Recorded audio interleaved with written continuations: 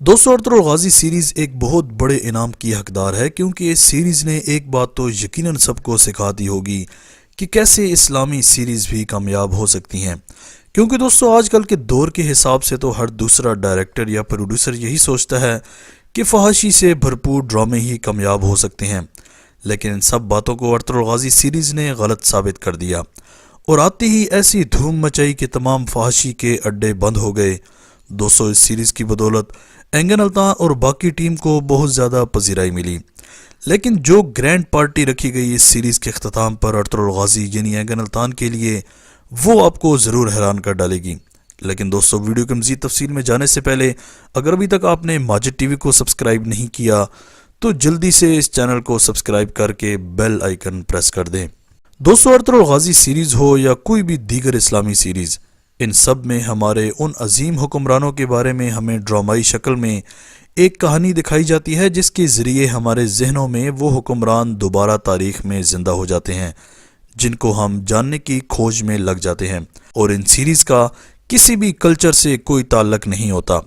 یہ صرف اور صرف مسلمانوں کی تاریخ کو اجاگر کرنے کے لیے کاوش کی جاتی ہے۔ اس لیے دوستو ارطغرل الغازی سیریز کی کہانی بھی کچھ ایسی ہی ہے،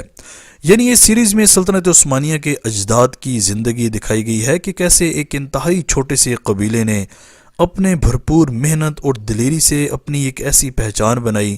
کہ آج بھی اتنا عرصہ گزر جانے کے بعد بھی اس کو سنہری حروف میں لکھا جاتا ہے۔ اس کے علاوہ دوستو کوئی بھی ایسا اسلامی ڈرامہ، سیریز یا مووی بنانا ناگزیر ہو چکی تھی کیونکہ ہم بہت عرصے سے ہالی ووڈ کے چنگل میں اتنے پھنس چکے تھے کہ اب وہ ہر کام ہمیں فیشن لگنا شروع ہو گیا تھا، جو کہ اصل میں ہمیں بربادی کی جانب لے کر جا رہا تھا۔ یعنی آپ اندازہ لگائیں کہ ہالی ووڈ نے ہمارے ذہنوں میں وہ فکشن ہیروز ڈال دیے تھے، سپائڈر مین اور بیٹ مین کے جیسے، کہ وہ جو بھی کام کرتے چاہے وہ غلطی کیوں نہ ہو لیکن اس کو بڑی ہی چالاکی سے ہمیں اچھا بنا کر ظاہر کیا جاتا۔ یعنی ایک عجیب سی دنیا میں ہمیں دھکیلا جا رہا تھا، کیونکہ دوستو اب یہ بات آہستہ آہستہ ظاہر ہونا شروع ہو چکی ہے کہ ایلومیناتی کیا ہے اور اس میں کون کون شامل ہے اور یہ کیسے ہمارے ذہنوں تک اور حتیٰ کہ ہمارے گھروں تک سرایت کرتی جا رہی ہے۔ یعنی خفیہ تنظیم کے گھنونے ایجنڈوں کے آپ ہاتھ چیک کریں کہ وہ پتہ نہیں کہاں پر بیٹھ کر پوری دنیا کے میڈیا کو کنٹرول کر کے اپنے فری میسن کے پیغامات کو ہم تک پہنچا رہے ہیں، لیکن جہاں پر ان پیغامات کو ایک فیشن کے طور پر لیا جاتا ہے، اور اگر ان سے آپ بات کریں کہ بھائی آپ اس نشان کو یا اس تحریر کو مٹا دیں کیونکہ یہ ایلومیناتی نشان ہے، تو آگے سے آپ کو پتہ نہیں کیا کیا سننا پڑ جائے گا۔ یعنی آپ خود اندازہ لگائیں کہ اس چیز کو ہم سننا تک نہیں چاہتے جو کہ اصل میں ایک گھنونی چال کے تحت ہمیں دجال کے غلام بننے پر مجبور کر رہے ہیں۔ دوستو ارطغرل الغازی جیسی سیریز اب بہت ضروری ہو گئی ہیں کیونکہ یہ ڈیجیٹل میڈیا کا دور ہے۔ آپ کو ہر دوسرا شخص اس سمارٹ فون کے ذریعے پوری دنیا سے کنیکٹ نظر آئے گا، جو کہ اپنا ہر قیمتی وقت کسی نہ کسی چیز کی کھوج میں گزار دے گا۔ ہالی ووڈ کی کچھ ایسی خطرناک سیریز بھی ہیں جن کو دیکھ کر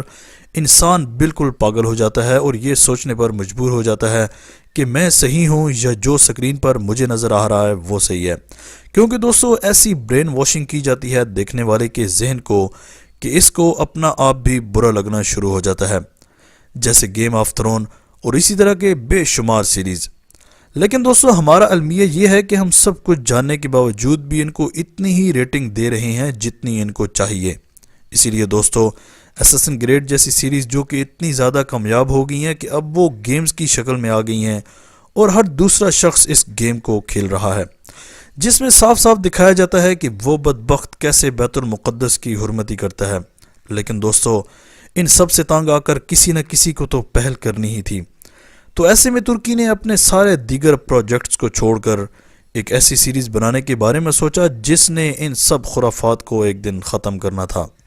تو یوں اس سیریز پر کام کرنا شروع کر دیا گیا۔ دوستو اس سیریز کو حکومت نے خود سپانسر کیا اور اس پر آنے والی مشکلات پر پہلے ہی ویڈیوز میں بنا چکا ہوں، جس میں اینگن التان کو اس رول اور اتنے بڑے عرصے کے لیے منانا بھی شامل ہے۔ دوستو اس سیریز کی سب سے اہم بات یہ تھی کہ طیب اردگان نے خود بڑے اداکاروں کو یہ بات سمجھائی کہ اس سیریز کو ایک عام ڈرامہ یا مووی نہ سمجھی جائے، بلکہ ترکی کے اس پلیٹ فارم سے اب ان تمام ایلومیناتی تنظیموں اور فری میسن کو یہ پیغام پہنچانا مقصود ہے کہ مسلمان حکمرانوں کی اصل تاریخ وہ نہیں ہے جو آپ لوگ عرصہ دراز سے لوگوں کو دکھاتے آ رہے ہیں، بلکہ اصلیت یہ ہے کہ کیسے مسلمان حکمرانوں نے اللہ تعالیٰ کی مدد سے دنیا فتح کی،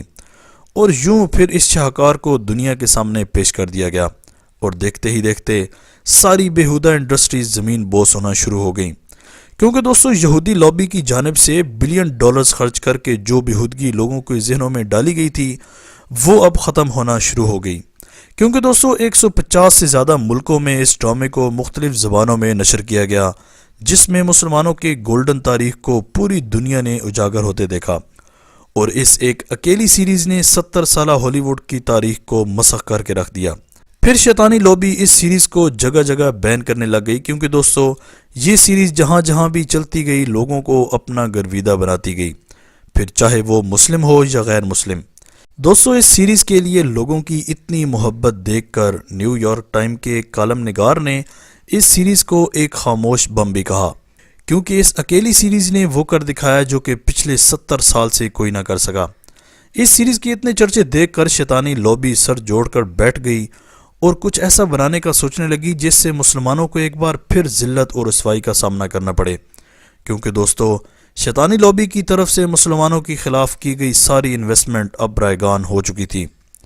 لیکن دوستو حیرت کی بات یہ ہے کہ اس سازش میں کچھ اپنے بھی شامل تھے، یعنی جب سیریز اپنی پیک پر تھی تو تب سعودی پرنس محمد بن سلمان نے 40 ملین ڈالرز لگا کر ایک نئی سیریز تیار کی جس کا نام کنگڈم آف فائر تھا، جس میں ترکوں کو بہت بری طرح بنا کر پیش کیا گیا۔ لیکن دوستو ارطغرل غازی سیریز کا کمال دیکھیے کہ اس سیریز کے ہوتے ہوئے کنگڈم آف فائر بہت بری طرح فلاپ ہو گئی،